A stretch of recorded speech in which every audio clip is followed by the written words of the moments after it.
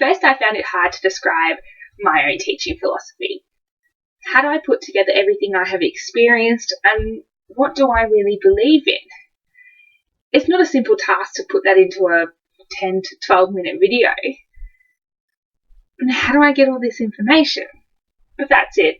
I guess that my teaching philosophy and my pedagogy comes from my experiences at school from a young age, growing up in the schooling system, but is heavily influenced by what I have experienced as a teacher. I guess as a teacher, I aim to create an atmosphere that encourages curiosity and is a place where students feel important, respected, cared for, and believed in. I believe at the heart of this, and is something that is imperative in the classroom, is a positive student-teacher relationship. I believe that a good teacher-student relationship is significantly linked to how students view their own self-esteem, their confidence, their learning focus, I guess their educational aspirations, their goals, and their participation and persistence in classroom. I think a good student relationship with a teacher can create motivation and enthusiasm for learning, and something that I would love to see in my classroom. I think a great relationship with a teacher can lower the fear of failure and anxiety and disengagement, and really get that student to engage with what is being taught and the skills that need to be learned. A significant part of my philosophy is knowing your learners. I guess that definitely ties in a great student-teacher relationship. It isn't always easy with 20 to 30 different individual learners in your classroom, and it's not an easy task to complete. But teachers who know their students well, such as their individual needs, their interests, abilities and learning styles, and then uses this information to best draw on their various teaching and learning strategies. I definitely believe that each student brings skills to a classroom, which doesn't always have to be academic, but these individual skills will be supported and utilised whenever possible. Active learning, described by Bronwell, is a model of instruction that focuses on the responsibility of learning on learners, where the teaching connects with the student's background, or students have ownership of what is being taught, and encourages students to accept responsibility for their own learning. My classroom will be an empowering place where students will be pushed.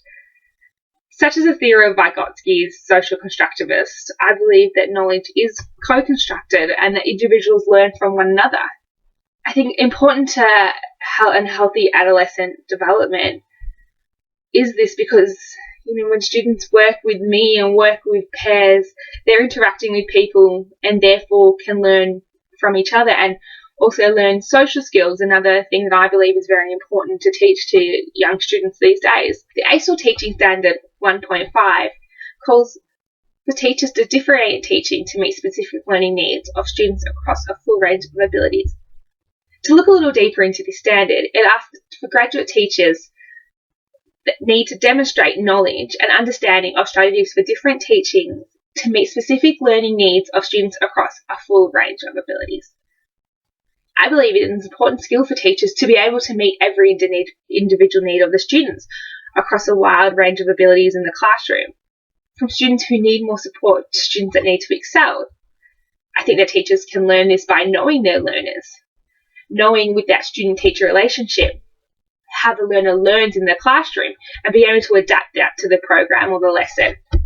Similar to Gardner's theory of multiple intelligences that document the extent to which students possess different kinds of minds and therefore learn or remember, perform, and understand in different ways.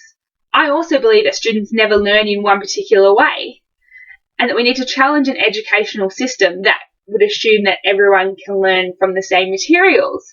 In a lesson in a grade 3 classroom, I found myself in a wide range of student ability. I had students who were completing tasks on a grade 1 level, and some breezing through at level 7. And one student in this classroom was dyslexic and had social anxiety. The topic of the class was working on was focusing on emotional learning and heroes. The students had been previously introduced to the topics, presentating and learning their presentation skills with projects and with homework as well.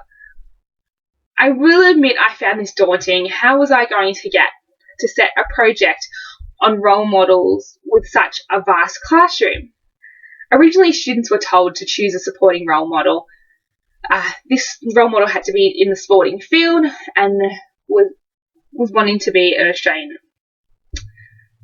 The problem was that there were students in the classroom who didn't like sport and couldn't relate to a hero, and they were finding the research task just to be a bore because they didn't really have any emotional feelings towards this person they were researching. And I started to see the loss of the passion or the excitement for the lesson that was. I decided to pitch an idea to my mentor teacher to allow students to choose their own role model and to choose the way that they wanted to present their presentation. In my classroom, I had visual learners, musicians, technological advanced students who were probably better than I was at making a PowerPoint or a video.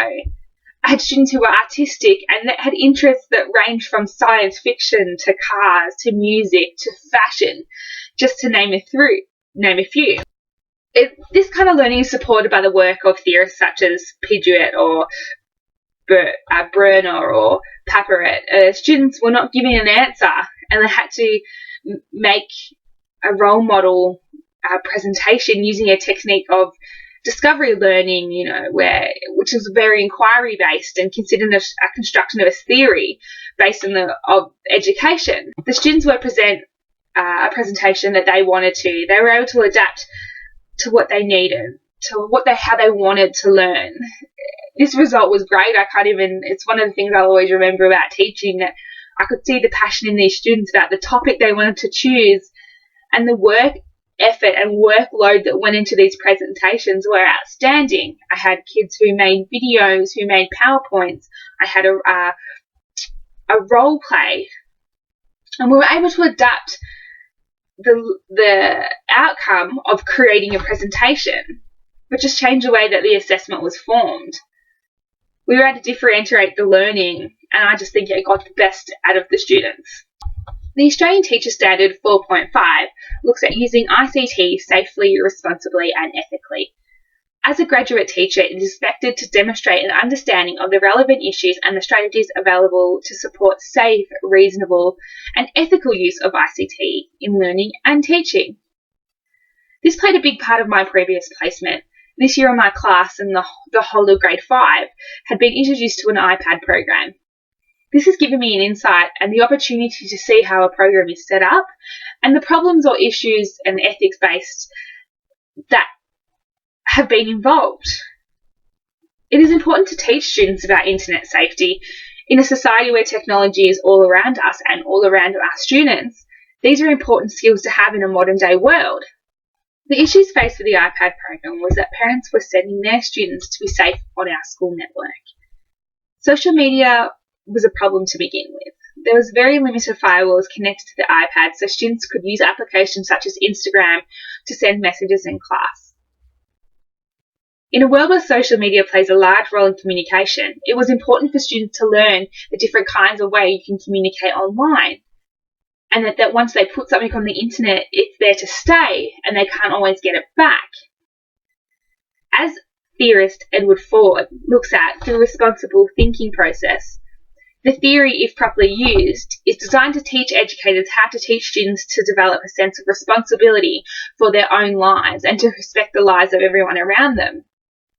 This played an important part with my relationship with my learners. It gives the students personal accountability for their actions. We planned lessons around cyber safety and the internet and technology ethics to students.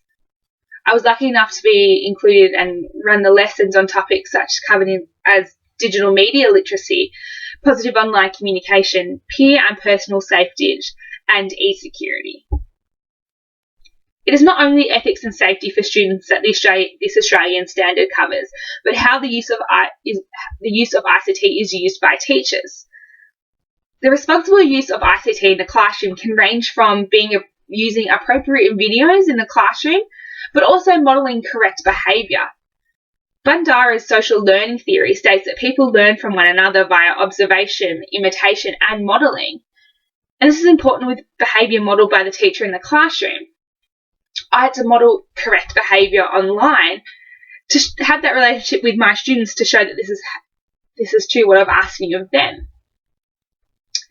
The issue of today, one of the issues also faced in today's schooling is the incorrect use of technology in the classroom.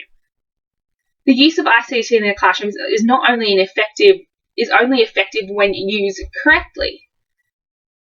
This falls on the teacher's hand to correctly implement ICT for the right reasons, not to use technology in the classroom as a distraction or to, fill up some time, but to use it as a tool for education.